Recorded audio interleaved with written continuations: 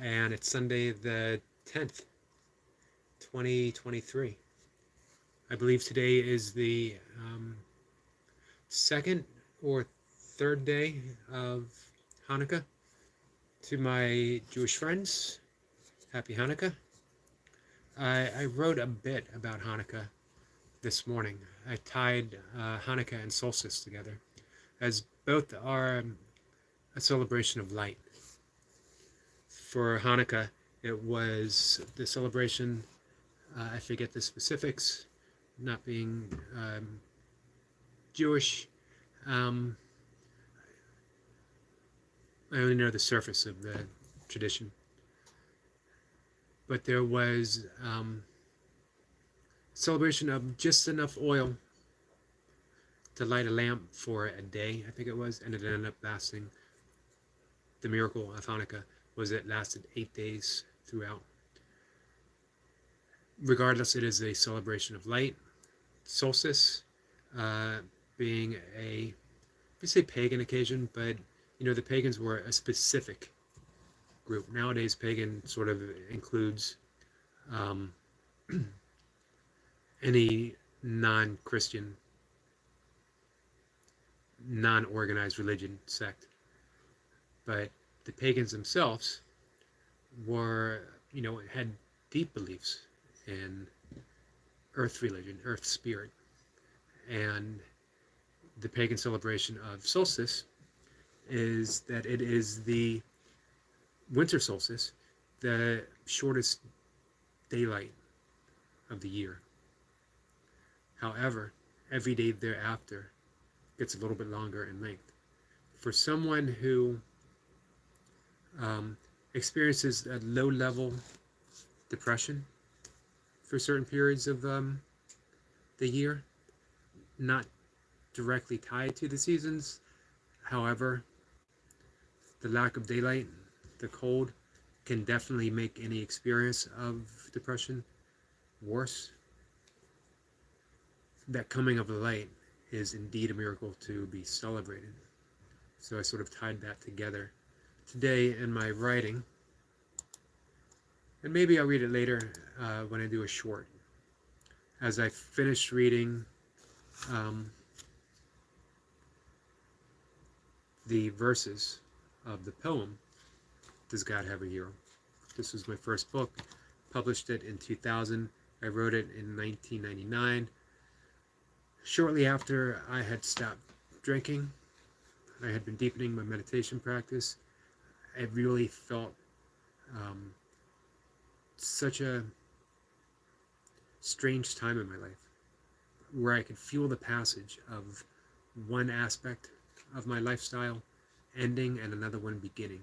It was almost as if I was in mourning and celebration at the same time.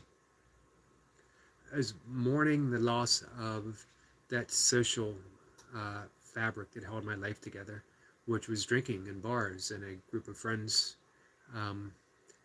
that I knew throughout bars in the area that I lived. I could go to any bar in a 20-mile radius and run into people and feel at home, that these were my people. What a weird place to be, that my tribe, my people were dependent upon me being drunk and them being drunk, and that we supported each other through our drunkenness. But, hey, the tribe's a tribe. And when I quit drinking, I dropped out of the tribe. And I didn't bother to find a new one. I no longer wanted to be a member of any tribe.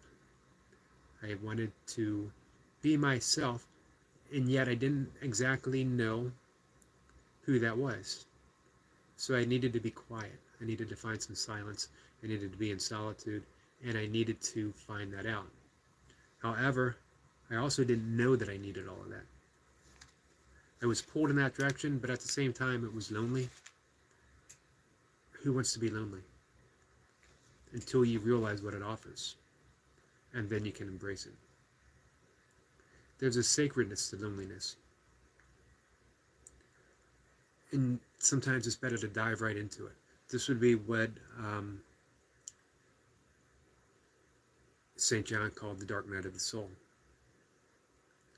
When you emerge from the dark night, there is the brilliant light of knowing who you are. But man, you got to get through that dark night. Sometimes there's more than one. I would say, actually, there's always more than one. We don't know when it's going to come.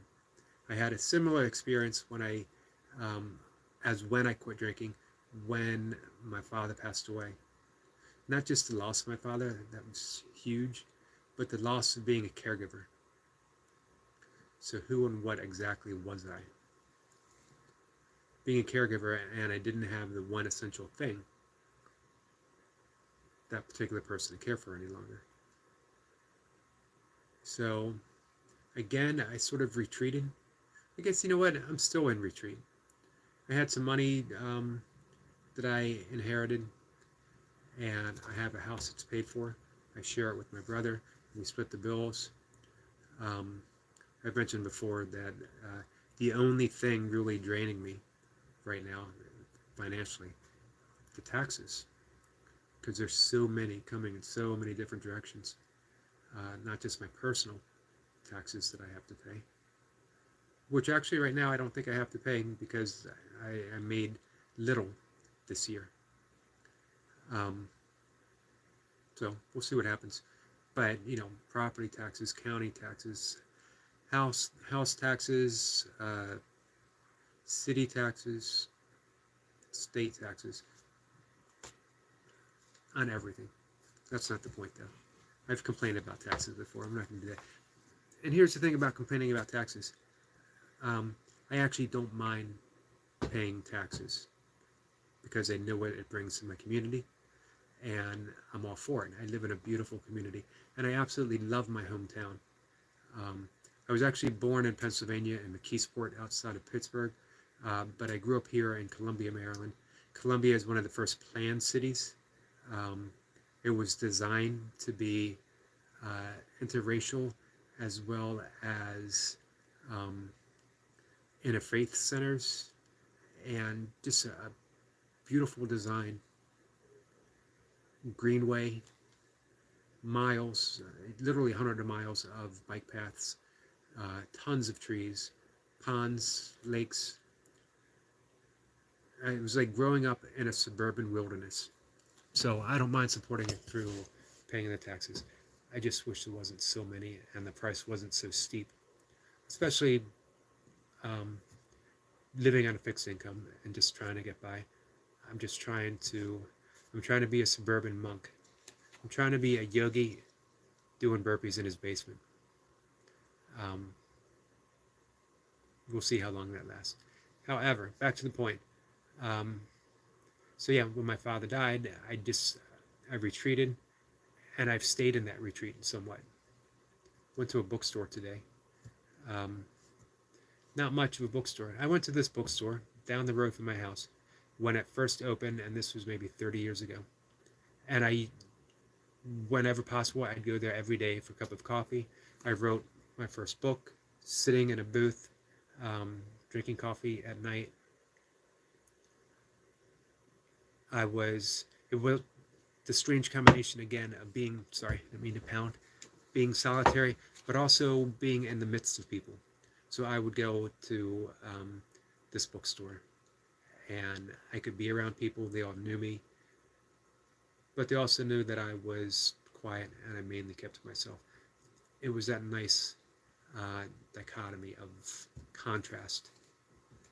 And again, I sat and I wrote my book. I wrote the poem, Does God Have a Hero, in one setting on a yellow legal pad immediately after meditating. And then I shared it with people, and they sort of asked for me to expound upon it, and I did. I wrote an essay for each verse. That's what makes up the book. And it was just nice to sit there, group of people, being surrounded by people, and yet still being somewhat removed from the situation. It was very shortly after I quit drinking, and again I had meditated, and I sort of asked whatever, sort of a prayer, sort of a request, asking for a revelation. What am I supposed to do now? What am I supposed to do now that I've wrecked my life through a decade of drinking and I have no idea what to do? And the answer sort of came in the words of the poem and then the later essays that I wrote.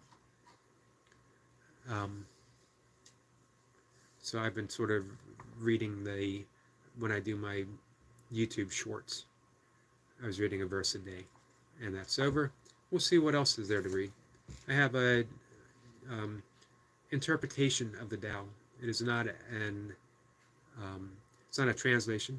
As one, I don't speak Chinese. Two, I'm not a Taoist scholar.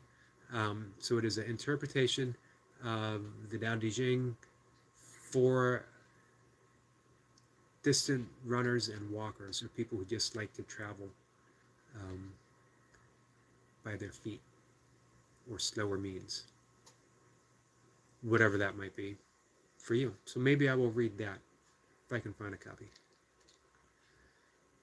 So, how do we get here? How do we get to talking about this and talking about all that other stuff? I have no idea. That's the art of conversation, I think, or maybe it's the art of meandering. Not a word that I get to fit into a conversation often. However, it is fitting, I think. So let's return back to those between worlds. You know, in Celtic spirituality, they're called thin places. Places between this world and the deeper dimension, that subtle dimension, that place where gods exist, the place where fairies exist, the place where the things of mythic lore are still in place, and yet retreated to their own world, and there's that, whatever reason, that thin place between this world and theirs. And sometimes it becomes porous, and we can go back and forth. That's where these moments were for me. Quitting drinking, and when my father passed away, and wondering what to do. Caregiver, without having that person to care for.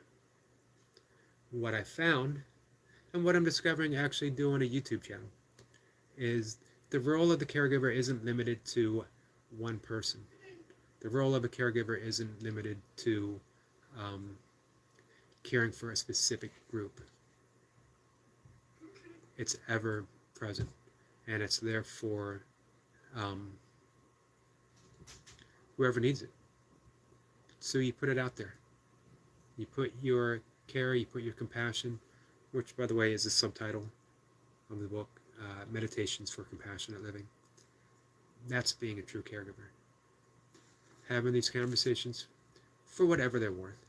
And maybe it's not worth anything. But then again, maybe someone, for whatever reason, will click on it and think, at least there's someone that understands me, or at least there's someone who partially gets me, or hey, at least there's someone who's as mucked up as I am. And I'll join that club. Happily so. This is where I find myself.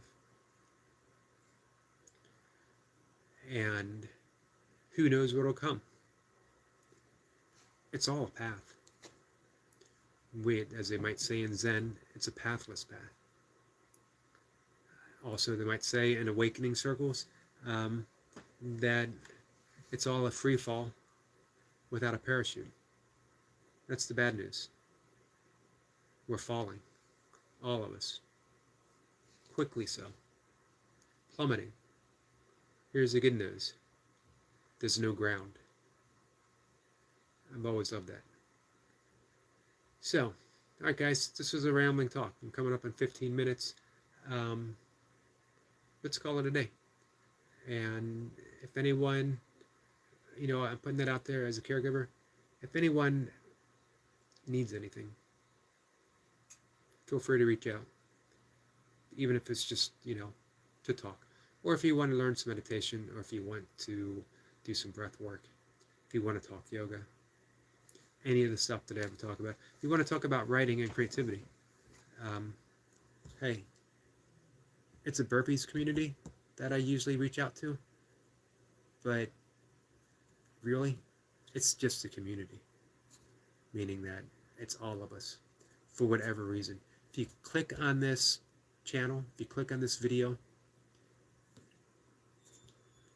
I'm part of your community, you're part of my community. It's just one thing. So, all right, guys, I will see you tomorrow. Oh, you know what? Before I sign off, Brad, Clarksville. There was a tornado going through Clarksville, Tennessee, and I'm hoping you and your family, all of your loved ones, are okay. So you guys are in my thoughts, and I'm sending a lot of love and care in your direction. I hope everything's all right. Take care, guys.